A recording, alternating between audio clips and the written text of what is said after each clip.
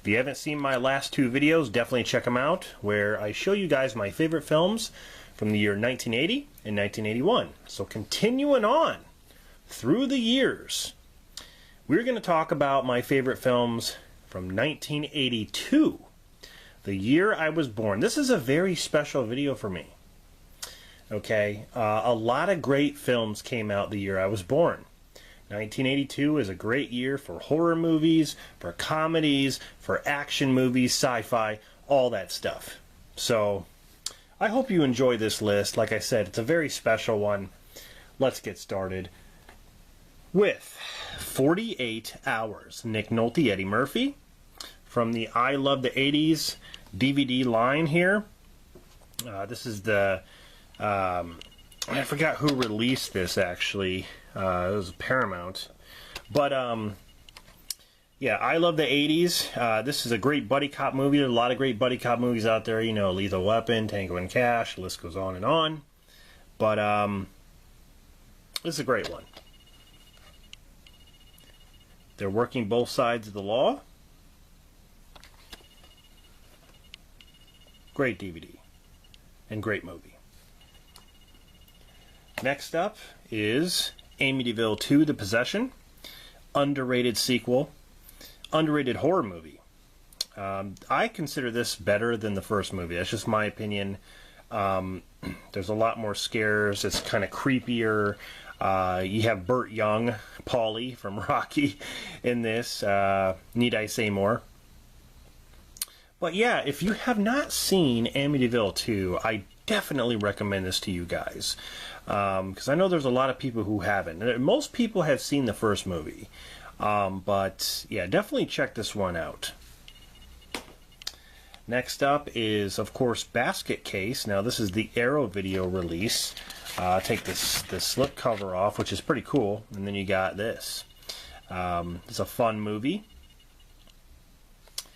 Very, very fun. Next up is Blade Runner. Visually stunning. This is a futuristic vision from Ridley Scott, who's a fantastic director. And this is one of my favorite Harrison Ford films. To be honest, when Blade Runner 2049 came out, when Harrison returned to do that role, I enjoyed that more than his return to Star Wars Force Awakens as Han. That's pretty much all I can say about that. But this is a great sci-fi action film. Next up is Conan the Barbarian. When it comes to Arnold Schwarzenegger, I love mostly all of his older movies. Conan the Destroyer gets a lot of hate, and I know it's not as good, but it's still, you know, it's still worth watching. Conan the Barbarian is definitely awesome, though. You know, Arnold definitely fits the part. But yeah, like I said, like a lot of his older films are just great. Whether it's the music or the characters of the story, or, you know, just the overall look of the movies that he's done. They're just so good. They got a charm to them. Next up, I'm just going to hold this pack up right here. This is a 4-film favorite from Stephen King. You know, Dreamcatcher, Dolores Claiborne, Cat's Eye, and the one that we're going to list is Creepshow. Love Creepshow.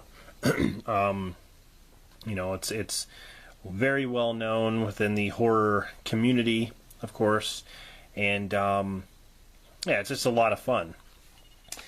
The next one is Death Wish 2 with Bronson there.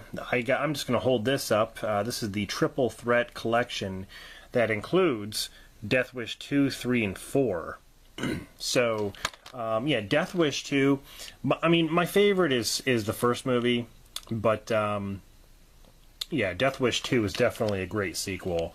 Charles Bronson's the man. Now, here's a classic that came out the year I was born. This is one of my all-time favorite films. E.T. How can you not like E.T.? This is the 35th anniversary limited edition 4K. And my kids really love this film. It's so cool to show my kids this movie. I love the hologram slip cover there. Shows Elliot going across the moon. E.T. Phone Home. Anyway, E.T. Awesome. Love this movie. Here we have Fast Times at Ridgemont High. Phoebe Cates in her famous bikini scene. Who can forget that? And also Jennifer Jason Leigh naked on the couch. Who can forget that? But overall, this is just a fun movie. It's hilarious at times. Unforgettable. Another classic Stallone film right here. Here we have First Blood. Yes. All I wanted was something to eat. But the man kept pushing, sir. What more can I say about First Blood? It started the Rambo films, even though it's not my favorite Rambo film, but it's definitely a classic Stallone movie. Here we have Friday the 13th, Part 3. Now, this movie holds a special place in my heart. Those of you who know me for a long time know that this is my favorite Friday the 13th film. It was my first horror movie that I ever bought, and my first series that I ever started with.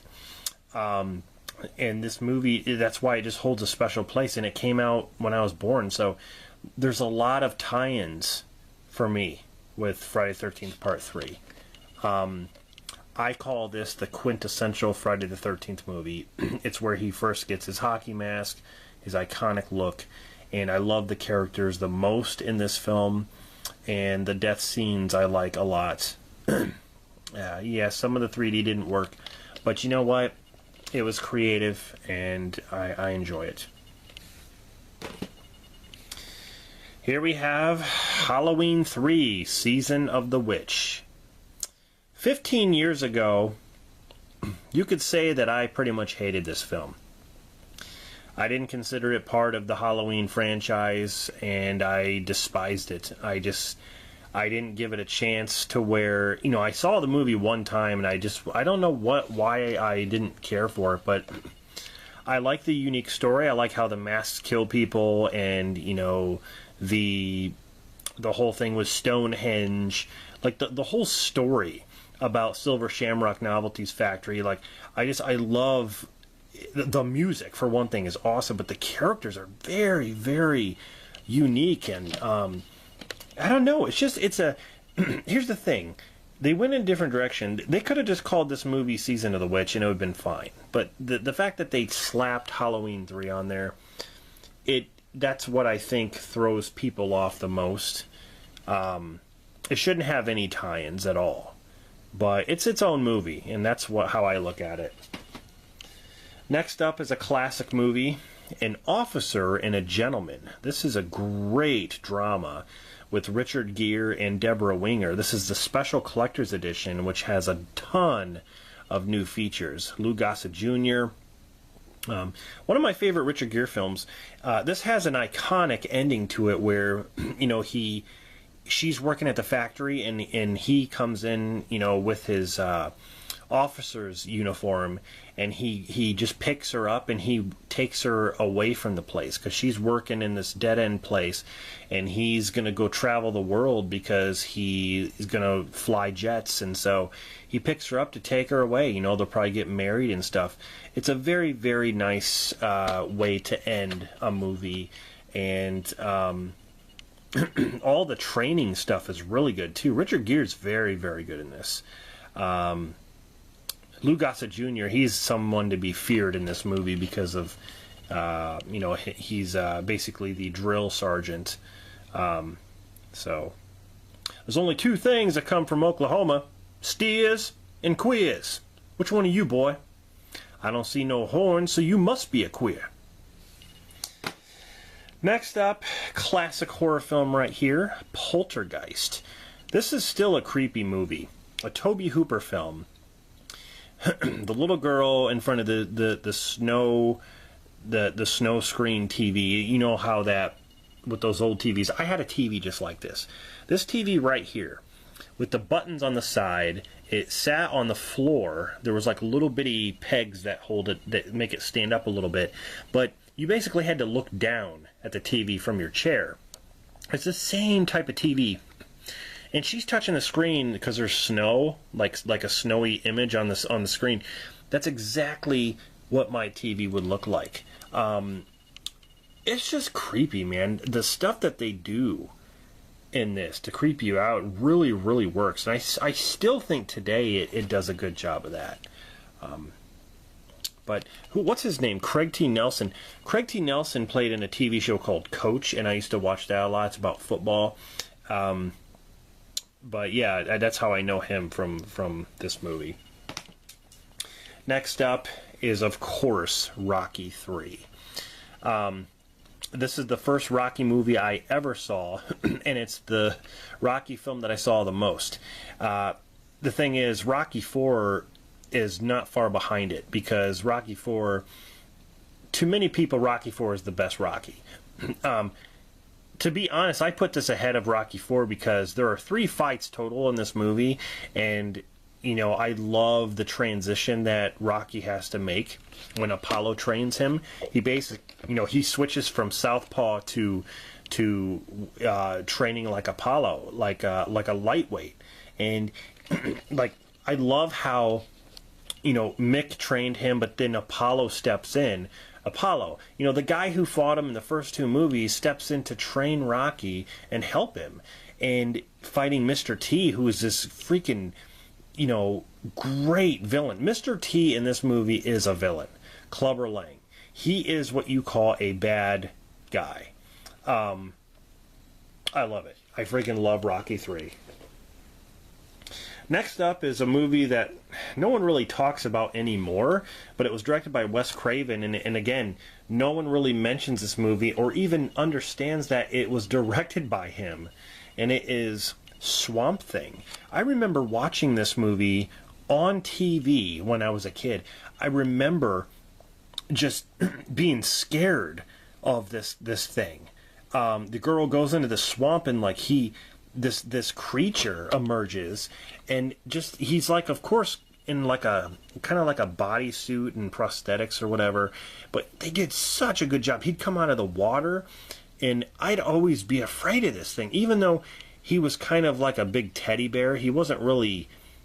He's not really like a like a monster, so to say. But I don't know. Just the environment and the theme to this movie just scared the hell out of me. But very, very cool. This is the Blu-ray DVD combo pack from Scream Factory. It's a really, really cool edition. So Swamp Thing, definitely awesome. And the last movie, I can't leave this one out. This is probably one of the best, of course, from John Carpenter when it comes to sci-fi horror, and that is John Carpenter's The Thing. How can you not add this movie to your list? Of course, this came out the year I was born, and I just am so thankful for that. This movie, you know, don't get me wrong, A Thing from Another World started this all. Thing from Another World is great, and this movie is, you know, sort of like a remake, but it's different enough. I think you can like both films to say they're kind of different from each other. But Kurt Russell's so good in this, and the effects are crazy. The effects can get gross at times, but they're so satisfying. It is so satisfying. This movie, the climate, like the fact that they're, you know, surrounded by, you know, snow and cold and this creature that's on the loose. Just, oh, it's amazing. It is really amazing, this movie. So, I tell you guys, a lot of great movies came out in 1982. What do you think of some of these titles that I listed here? Let me know in the comments. And is 1982 one of your favorite years of movies? Let me know that too. Anyway, so the next video is going to be my favorite movies of 1983, and that year there were some good ones, but there really isn't a lot, and I'll get to that in the video, but definitely stay tuned for that. So hope you're enjoying this series. I plan to go far with it. So anyway guys, thanks for watching. This is Rob signing off, and I'll see you guys in the next one.